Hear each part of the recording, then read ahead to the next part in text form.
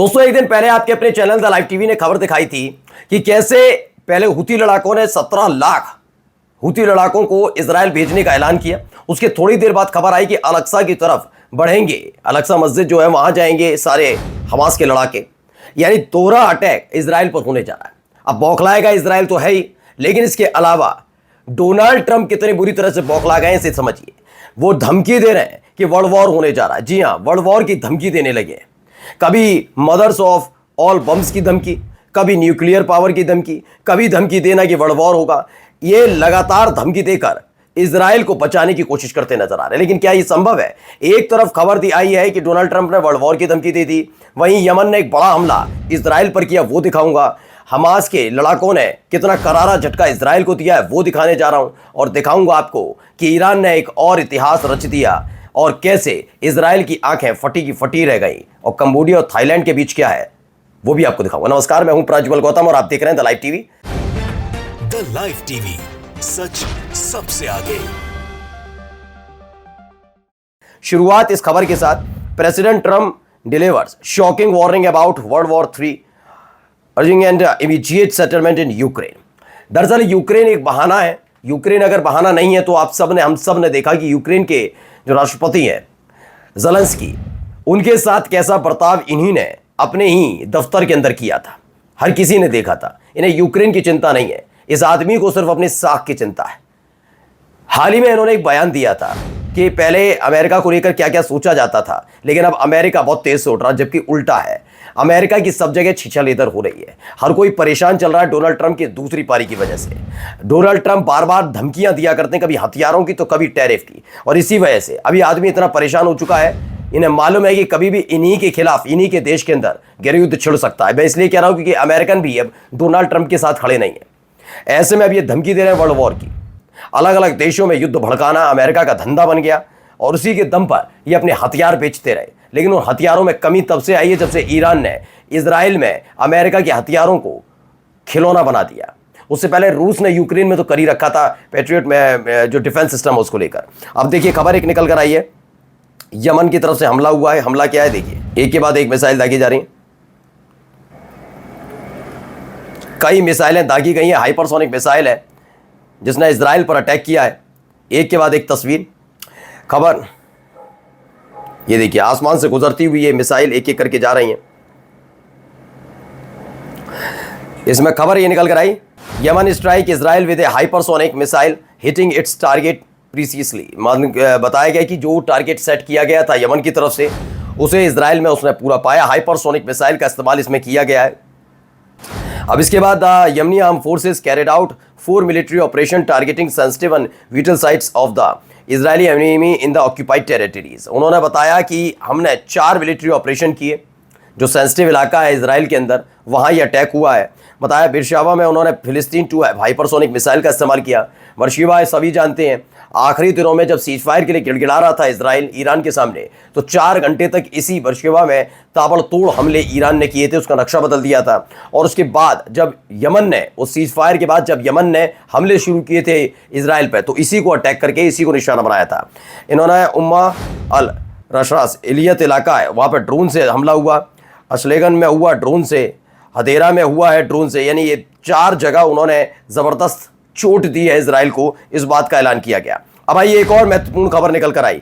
खबर क्या है, Yemen hints at closely the Bab al Mandeb strait to Turkish ship that support Israel. Turkey will ban for crossing the Red Sea with all its vessels. कह दिया गया है कि तुर्की दिखने का केवल निंदा करता है, करता कुछ नहीं, और ये इजराइल का खुलकर साथ देता है। इसलिए अब यमन ने, हूती लड़ाकों ने तुर्की के एक शिप को बिल्कुल क्लोज आ गए तो उसके वो बच गया, और कह दिया है कि कोई भी रेड सी से अब तुर्की का जहाज नहीं गुजरेगा, क्योंकि तुर्की खुल्लम खुल्ला इजराइल का समर्थन करता है। और ये बयान ऐसे वक्त में आया है जब कई देश फिलिस्तीन को राष्ट्र का दर्जा देने जा रहे हैं, मान्यता देने जा रहे हैं, लेकिन तुर्की की तरफ से अब तक बयान नहीं आया। वो उलझा हुआ है सीरिया में। अब आप सोचिए कि खुल्लम खुल्ला हूती लड़ाकों की तरफ से, मैं हो सकता है कि इनका अपना कोई मतलब हो यमन का। मैं अभी तक मैं खोजता हूं यमन का मतलब कि हूती लड़ाके क्यों ये फिलिस्तीनियों के लिए, क्यों ये गजा के लिए युद्ध में कूदे हुए हैं। तो कोई बहुत जो होता है ना एक मजबूत मुद्दा की ज़मीन चाहिए इन्हें, फिलिस्तीनियों से ज़्यादा मतलब है, ऐसा कुछ नज़र नहीं आता, क्योंकि ना तो इनका बॉर्डर मिलता है, इनका कोई लेना देना नहीं, इजराइल से इनका सीधा खतरा नहीं, बहुत सारी चीज़ें हैं जो इनको लेना देना नहीं है। फिर भी ये हूती लड़ाके आप देखिए हिजबुल्लाह से भी आगे बढ़कर लगातार हमले कर रहे हैं, और अब इन्होंने इनकी निशाने पर तुर्की आ गया है। अब देखिए क्या कह रहे हैं। It was too bad. Hamas didn't really want to make a deal. I think they want to die, and it's very, very bad. And it got to be to a point where you're going to have to finish the job. They really they asked for things. Don't forget, we got a lot of hostages out.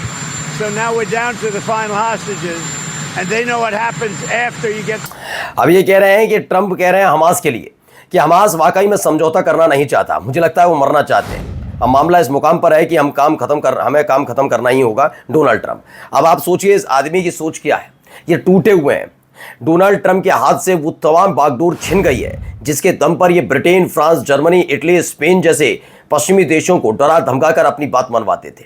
याद करिएगा, ये वही Britain है जो अब खड़ा हो रहा है इस बात को लेकर कि फिलिस्तीन को एक राष्ट्र का दर्जा मिलना चाहिए, मान्यता मिलनी चाहिए, जबकि ब्रिटेन की आर्मी के साथ, नेवी के साथ इन्होंने यमन पर हमला किया था, सना पर हमला हुआ था, लाल सागर में घेरने निकले थे, वो बात अलग है कि खदेड़ दिए गए थे। तो ब्रिटेन एक वक्त में अमेरिका को पूरी तरह से इस मसले पर भी सपोर्ट करता रहा, लेकिन वो भी अब खिलाफ खड़ा हो गया। डोनाल्ड ट्रंप पूरे इजराइल के मसले पर अलग थलग खुद पड़ गए, इसीलिए हमास के जरिए फिर से युद्ध भड़काने की कोशिश कर रहा है। कह रहा है हमास समझौता नहीं चाहता, तो समझौता होगा कैसे?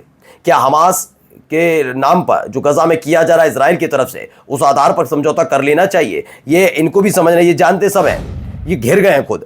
अब आइए यमन की तरफ से जो खो रहा है वहां पर जा रहा है ये और देखिए कितने लोग सड़क पर उतरे हैं, कितनी गाड़ियां उधर इधर खड़ी हैं, इधर कितने लोग हैं, ये देखिए बेतहाशा भी।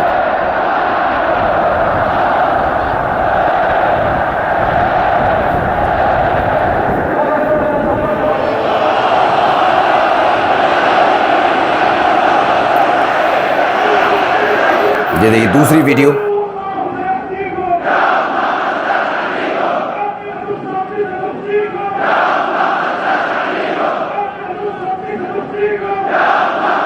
तो यमन में एक प्रदर्शन हुआ है, ये फिलिस्तीन के समर्थन में प्रदर्शन हुआ।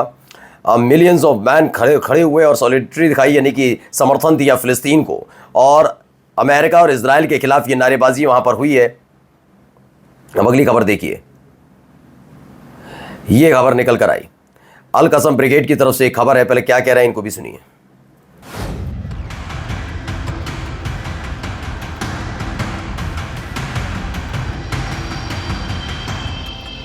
ورسالة أيضا إلى ترامب وإلى حكومة الأمريكان بأن سياسات التهجير أو سياسات القتل أو التجويع أو الحصار।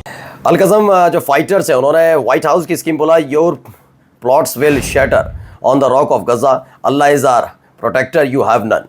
यानी कि एक तरफ डोनाल्ड ट्रंप धमकी दे रहे थे, तो दूसरी तरफ हमास की तरफ से भी जवाब दे दिया गया कि हमारा खुदा हमारा प्रोटेक्टर है, वो हमें संभाल रहा है और हम देखेंगे सबको, और हम चट्टान की तरह खड़े हैं। वहीं थाईलैंड और कंबोडिया के बीच लगातार भारी बमबारी हो रही है।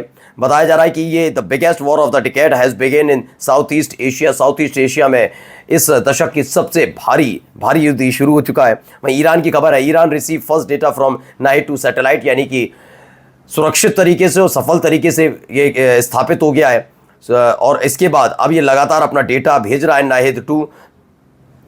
Iran is set to launch its satellite aboard a Soyuz 2 rocket tomorrow at 10:24 AM Tehran times की मतलब एक और अभी लॉन्च करने के मूड में है ईरान। वहीं इस्फान एक्सप्लोजन पर ईरान टेस्टिंग द S-400 का इन्होंने करके देखा परीक्षण, कैसा काम करा है। इस्फान इलाके में ईरान ने किया है, ये अपने आप में सफल साबित हुआ, और इसने कहीं ना दुगदुगी बढ़ाई होगी अमेरिका की और इजराइल की। वहीं रशिया की तरफ से भी दावा किया गया, Russia successfully have launch Iran's night 2 communication satellite, और उसने अपना डेटा भेजना शुरू कर दिया है, यानी नया इतिहास ईरान ने रच दिया। नमस्कार। द लाइव टीवी, सच सबसे आगे।